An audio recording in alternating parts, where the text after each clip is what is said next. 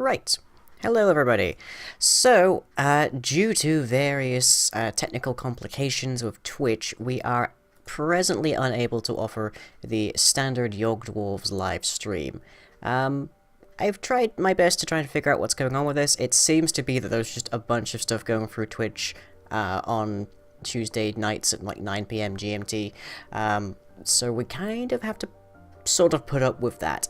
But I know it's been a while since we've actually succeeded in having a Yogg-Dwarves live stream, and I don't want this project to fall by the wayside because I have a lot of fun with it.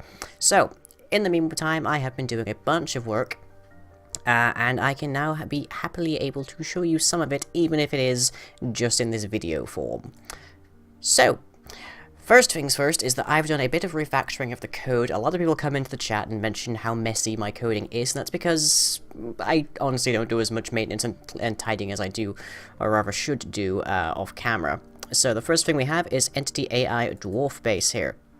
This is a variation on the existing way that AI tasks are done, and it basically takes all of the code that I keep having to repeat in all of the different task behaviors and condenses it into this singular thing. So reset task removes the order, defer order is in here, checking to see if it's the right order type is in here, so all of that is perfectly fine, and everything else just calls this as super, it just extends from that.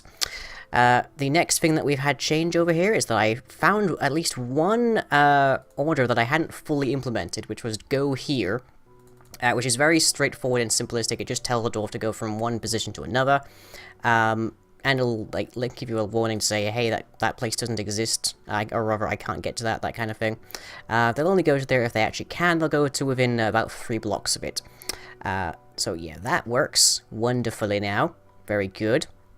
Oh yes, with the addition of one particular little thing that I'm going to be showing off in the next moment, I had to redo the way that dwarf to-do base is calculated, only very slightly, and that was, let me see, where is it, there it is. Originally I had equals. Now this is equality, this is equivalency, which is to say A equals B, return true if so, and that's fine, except if you're looking for the exact same order, because this doesn't take into account the time given. So, to sort that, added is exact. It functions in much the same way as equals does, so this is the super and everything else colludes it and all sorts. So if I go to here, we get is exact. So, yep, so it's equals and it's exact, done. And that makes sure we can find the exact same order, which is kind of useful for things like has order, as well as something else that we'll be looking at in a moment. So, previously you saw me working on getting the archery to work properly, and I have kind of managed to do that, kind of haven't. I've had to slightly violate my principles on this one, which is, there we are. If you go to Entity Arrow, and you check out pretty much the initialization, when the arrow is first actually created, and not even before it's spawned in, there is a very tiny bit of deviation added to all of the motion vectors. So left, right, up, down, forward, back, that kind of thing. It's added in tinily there. And that means that from the very instant that a given arrow in Minecraft exists, it is inaccurate. Now, fortunately, the motion vector that is used to calculate where the arrow goes, that starts off with that inaccuracy, is publicly accessible from the class, meaning that other things can alter it. Now, this is important for things like explosions altering the velocity of, like, mobs and such that are falling into it, that kind of thing. So, I added this. Set heading precise. So this takes in all the variables that we need, as well as the arrow that we're setting up, and it sets the motion variables without the imprecision. Now, presently that means that they will hit their mark every single freaking time with pinpoint accuracy. But this also means that they are doing something that players cannot, which goes against my design ethos with this project of make the dwarves as good as players, using ideally the same methodology.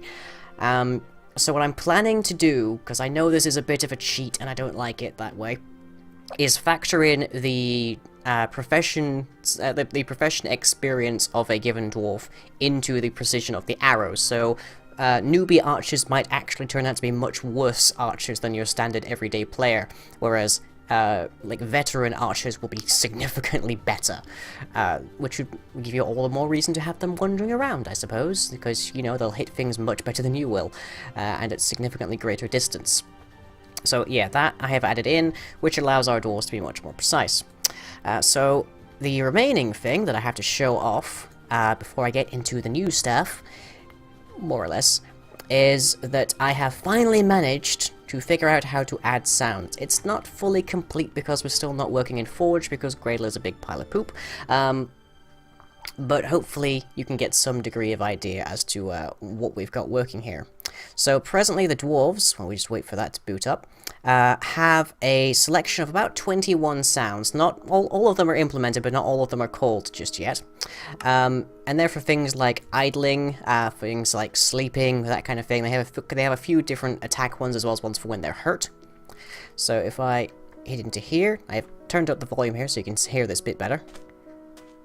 Hail Satan. And for some reason that is their all-time favorite phrase. Hail the old dwarf. That one is right after it in the listings, and that comes up way less. I don't know why. Follow me. So yeah, this is just some very quick kind of prototype phrases that I've just thrown together in a very bad Scottish accent. That lager's going right to me head. So we can now actually hear our dwarves say things other than "ha" all the time, although I might add that back in, because, you know. But that's just random idle sounds. Give me another one. One more. Hail Satan. Of course it is. And Abort! Abort! Cool, that Abort, lager's going abort. right to me head. Abort! Abort! I'll lead the way. Why would you do that? yeah, just he's sort of mixing his sounds there, but that's fine. Yeah, right now they're a bit too frequent. Take a hole. I might add some generic non-phrases to like break it up a bit, or just like reduce the frequency of that. I'm a dwarf and I'm the king of all. But yeah, so that is one of the new additions. So then that's probably one of the most like visible that lager's ones. going right to me head. So with that, we can drop out of here, and the next addition that I've been working on is triggers. So say, for example, you're planning to ambush someone.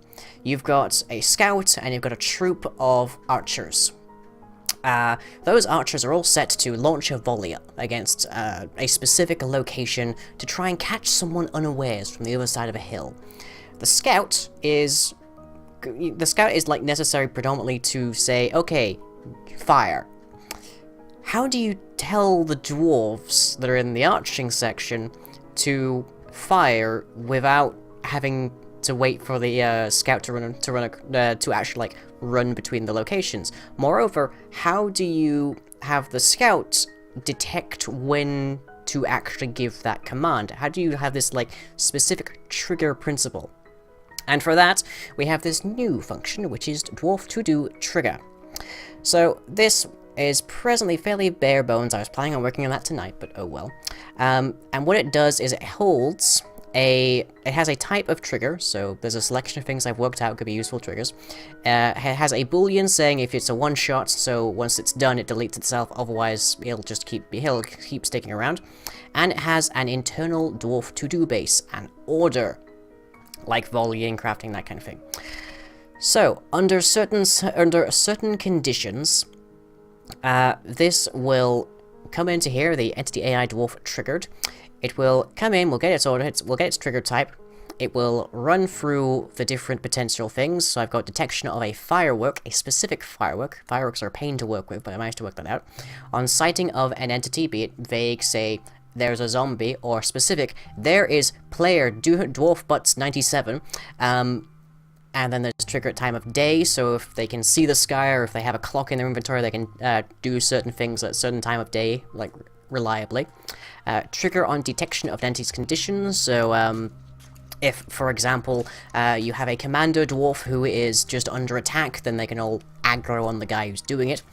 Or they can just like establish a guard, for example, so that's useful for when you're maybe you're like going to talk to an enemy faction and you're not sure if they're going to hold up their word, then you can tell them to trigger an order whenever you take damage.